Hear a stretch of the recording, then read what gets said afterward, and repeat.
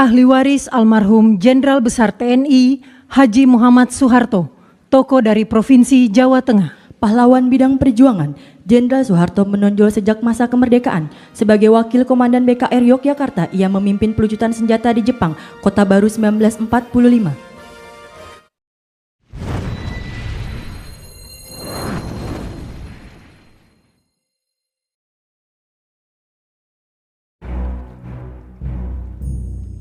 Pada Hari Pahlawan, 10 November 2025, Presiden Prabowo Subianto mengambil langkah bersejarah menganugerahkan gelar pahlawan nasional kepada Soeharto.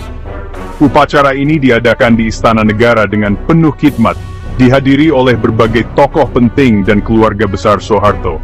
Di Istana Negara, gelar ini diserahkan kepada anak-anak Soeharto, Mbak Tutut dan Bambang Trihatmodjo, menandai rekonsiliasi politik yang simbolis. Momen ini menjadi sorotan media dan publik, mengingat kontroversi yang menyertai sosok Soeharto. Keputusan ini mengakhiri perdebatan panjang. Bagi pendukungnya, Soeharto adalah bapak pembangunan. Bagi penentang, ia simbol rezim otoriter dan pelanggaran HAM.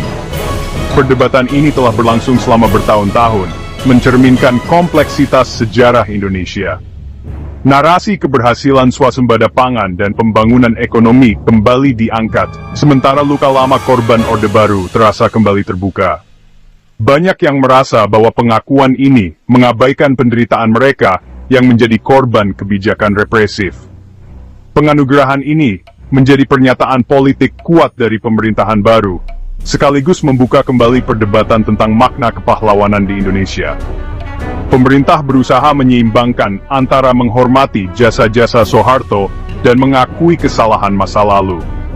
Bagi sebagian, ini adalah keadilan sejarah. Bagi yang lain, pengkhianatan terhadap semangat reformasi 1998. Perasaan campur aduk ini mencerminkan betapa dalamnya luka yang ditinggalkan oleh era Orde Baru. Pertanyaan besar pun muncul. Layakkah Soeharto disandingkan dengan pahlawan-pahlawan lain yang berjuang demi demokrasi dan keadilan? Ini adalah pertanyaan yang akan terus diperdebatkan oleh generasi mendatang.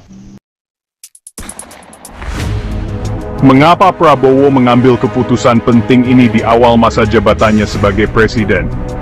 Keputusan yang diambil pada awal pemerintahan seringkali memiliki dampak besar terhadap arah dan stabilitas politik ke depan. Banyak yang bertanya-tanya, mengapa isu yang begitu sensitif dan kontroversial justru dipilih untuk diselesaikan di awal, bukan di tengah atau akhir masa jabatan. Menurut para analis politik, langkah ini sangat strategis. Dengan menuntaskan isu kontroversial di awal, Prabowo memberi dirinya ruang untuk mengelola dampak politik dan sosial yang mungkin timbul. Ia juga bisa segera mengalihkan fokus pada agenda ekonomi dan pembangunan nasional, yang menjadi prioritas utama pemerintahannya. Strategi ini memungkinkan pemerintah untuk memanfaatkan waktu yang panjang guna meredam gejolak dan membangun kepercayaan publik. Jika keputusan ini diambil di akhir masa jabatan, risikonya jauh lebih besar. Potensi gangguan terhadap stabilitas politik meningkat, dan koalisi pendukung bisa saja mulai goyah. Namun di awal pemerintahan, dukungan koalisi masih solid dan relatif aman dari manuver politik lawan, sehingga keputusan besar seperti ini lebih mudah dijalankan tanpa hambatan berarti. Selain itu, Prabowo ingin mengonsolidasikan basis pendukung Orde Baru sejak awal pemerintahannya. Ia mengirim pesan kuat bahwa dirinya melanjutkan semangat kepemimpinan tegas dan nasionalis. Dengan target pertumbuhan ekonomi yang ambisius, Prabowo berharap isu ini akan mereda seiring waktu, dan masyarakat akan lebih fokus pada hasil nyata pemerintahannya.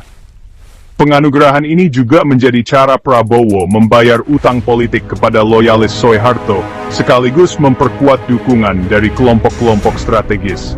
Langkah ini menegaskan bahwa stabilitas politik dan pencapaian program pembangunan menjadi prioritas utama, meski harus berhadapan dengan kontroversi sejarah yang belum sepenuhnya usai.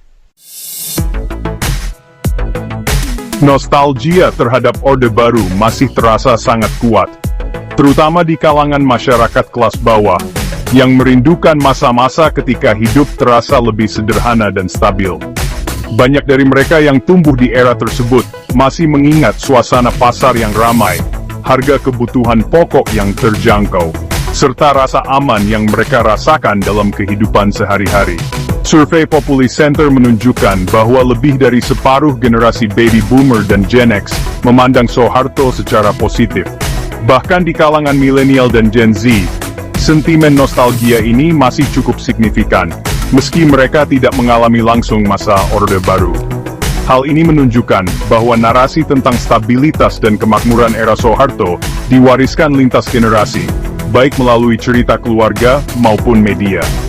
Bagi banyak orang, Soeharto identik dengan stabilitas politik, harga kebutuhan pokok yang terjangkau, dan rasa aman di tengah ketidakpastian ekonomi. Kenangan ini menjadi alasan utama mengapa sebagian masyarakat masih memandang masa Orde Baru dengan kerinduan, meskipun ada sisi gelap yang tak bisa diabaikan. Sementara itu, kelas menengah ke atas yang memiliki akses informasi lebih luas, cenderung lebih kritis terhadap warisan Orde Baru. Mereka menyoroti isu-isu seperti represi politik, korupsi yang merajalela, dan pembungkaman kebebasan berekspresi yang terjadi selama masa tersebut. Perbedaan persepsi ini menciptakan jurang dalam memori kolektif bangsa, di mana satu kelompok memandang masa lalu dengan nostalgia, sementara kelompok lain mengingat luka dan trauma yang belum sepenuhnya pulih. Keputusan Prabowo seolah mengakomodasi narasi stabilitas dan pembangunan yang dirindukan sebagian masyarakat, bukan trauma pelanggaran HAM yang masih membekas di ingatan banyak orang. Dukungan akar rumput dari masyarakat bawah menjadi alasan kuat di balik kebijakan ini, karena mereka merasa kebutuhan dan harapan mereka lebih didengar.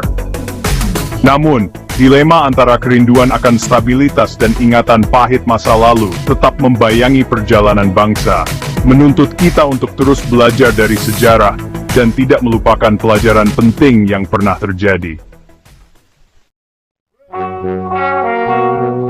Pemerintah menegaskan, gelar pahlawan untuk Soeharto didasarkan pada jasa luar biasa di bidang perjuangan dan politik. Narasi resmi menyoroti peran Soeharto sejak era kemerdekaan, termasuk pelucutan senjata tentara Jepang dan penumpasan G30 SPKI. Ia diposisikan sebagai penyelamat negara dari ancaman komunisme dan penjaga keutuhan NKRI. Gelar Bapak Pembangunan juga diangkat swasembada beras, program KB, pembangunan infrastruktur, dan peningkatan pendidikan. Pemerintah menekankan, kontribusi positif Soeharto tak bisa diabaikan, meski ada kontroversi. Keputusan ini diklaim melalui pertimbangan formal berbagai lembaga negara. Namun, narasi resmi ini tetap menuai pro dan kontra di masyarakat. Keluarga Soeharto, diwakili Mbak Tutut, menyampaikan terima kasih kepada Presiden Prabowo dan masyarakat Indonesia. Mereka menganggap gelar ini sebagai pengakuan negara atas jasa Soeharto, sekaligus rehabilitasi nama baik setelah 2 dekade kontroversi. Mbak Tutut menegaskan, keluarga telah memaafkan kritik dan menerima dinamika politik pasca reformasi. Ia menyebut latar belakang militer Prabowo sebagai faktor pemahaman terhadap perjuangan ayahnya. Bagi keluarga Cendana, ini bukan sekadar simbol, tapi kemenangan moral dan politik. Penganugerahan ini menandai kembalinya mereka ke panggung nasional dengan legitimasi baru. Momen ini memperkuat posisi mereka dalam narasi sejarah Indonesia. Namun, penerimaan keluarga tak serta-merta meredakan kontroversi publik. Di balik euforia, kritik tajam datang dari akademisi dan sejarawan. Sejarawan Andi Ashdian menilai, gelar pahlawan untuk Soeharto berisiko memadamkan semangat reformasi 1998. Ada kekhawatiran, tindakan represif dan korupsi era Orde Baru akan dinormalisasi, bahkan dianggap wajar demi stabilitas. Langkah ini bisa memicu penulisan ulang sejarah, menghapus narasi korban dan menonjolkan versi tunggal Orde Baru. Sejarah menjadi alat legitimasi politik, bukan pelajaran kritis. Bagi para sejarawan, penghormatan tak harus berupa gelar pahlawan, apalagi jika warisan tokoh tersebut problematik. Perdebatan ini menyoroti pentingnya menjaga kompleksitas sejarah bangsa. Catatan pelanggaran HAM berat menjadi ganjalan utama penganugerahan gelar ini. Laporan Komnas HAM menuding Soeharto terlibat dalam berbagai kasus, dari pembantaian Silis Blilatad 65, penembakan misterius, Tanjung Priok, hingga penculikan aktivis. Bagi korban dan keluarga, gelar ini terasa seperti menabur garam di atas luka yang belum sembuh. Keputusan ini dianggap mengingkari penderitaan mereka, dan berpotensi menghambat penyelesaian kasus HAM masa lalu. Publik mempertanyakan, apakah jasa pembangunan bisa menghapus dosa kemanusiaan? Standar moral pemerintah dalam menentukan pahlawan dipertanyakan. Pilihan Prabowo dinilai lebih mengutamakan narasi stabilitas daripada keadilan. Soeharto bukan satu-satunya yang dianugerahi gelar pahlawan nasional tahun ini. Presiden Prabowo juga menetapkan tokoh-tokoh lain, Gus Dur, Marsina, Sarwo Edhi Wibowo, Mokhtar Kusumaatmadja, Rahma El Yunusiyah, dan lainnya. Kehadiran nama-nama ini dinilai sebagai upaya menyeimbangkan kontroversi Soeharto. Marsina, korban Orde Baru, menjadi paradoks tersendiri di antara para pahlawan baru. Komposisi beragam ini dianggap sebagai manuver politik untuk merangkul berbagai kelompok.